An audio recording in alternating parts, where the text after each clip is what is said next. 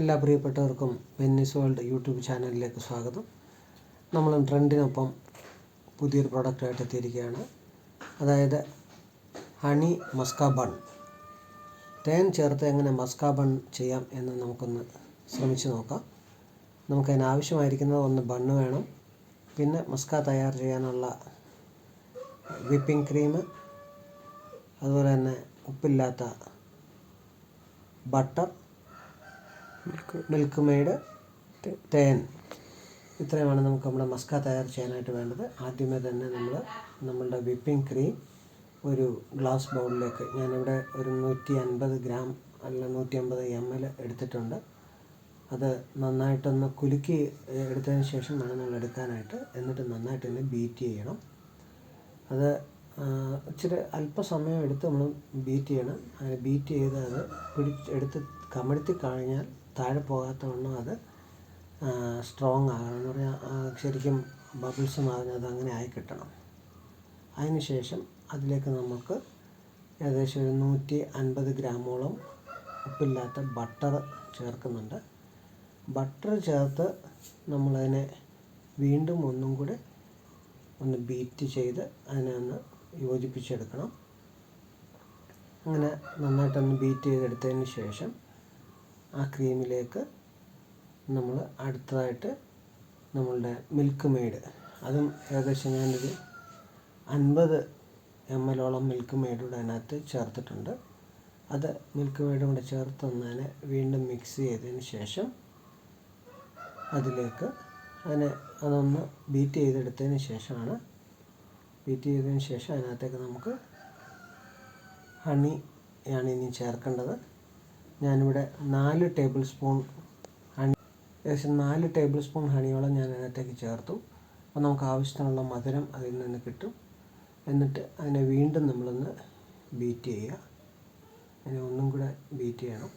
Beat ചെയ്ത് നന്നായിട്ട് mix ആയതിന് ശേഷം അത് നമ്മളുടെ മസ്ക റെഡി ആയിട്ടുണ്ട്. അപ്പം നമ്മൾ മസ്ക ഇപ്പോൾ റെഡിയായി. അത് നമ്മൾ ആ ക്രീമെല്ലാം നമ്മുടെ ബ്ലേഡിൽ നിന്നൊക്കെ ഒന്ന് എടുത്ത് വെച്ചതിന് ശേഷം ഇനി അടുത്ത ഇതിന് ബണ്ണ് റെഡിയാക്കണം.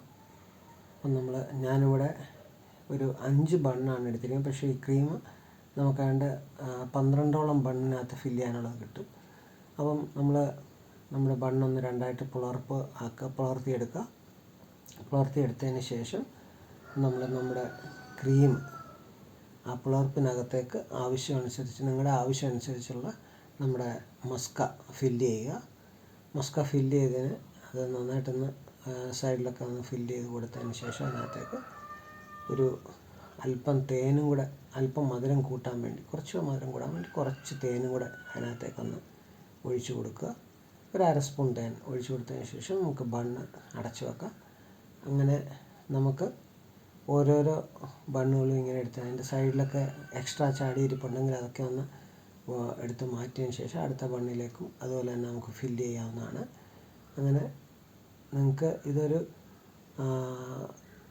10-12 എണ്ണത്തിനകത്തേക്ക് ഫില്ല് ചെയ്യാനുള്ളത് കാണും സുന്ദരമായിട്ട്. അങ്ങനെ നമുക്ക് ഫില്ല് ചെയ്തെടുക്കാം. അപ്പോൾ അങ്ങനെ ഹണി മസ്ക ബണ്ണ് ഏകദേശം തയ്യാർ ചെയ്ത് കഴിഞ്ഞിട്ടുണ്ട്. ഇനി നമുക്കിതിൻ്റെ കൂടെ ഒരു ചായ വേണം. അത് നമ്മളിവിടെ തയ്യാർ ചെയ്യാൻ പോകുന്നത് ഹണി സുലൈമാനിയാണ്.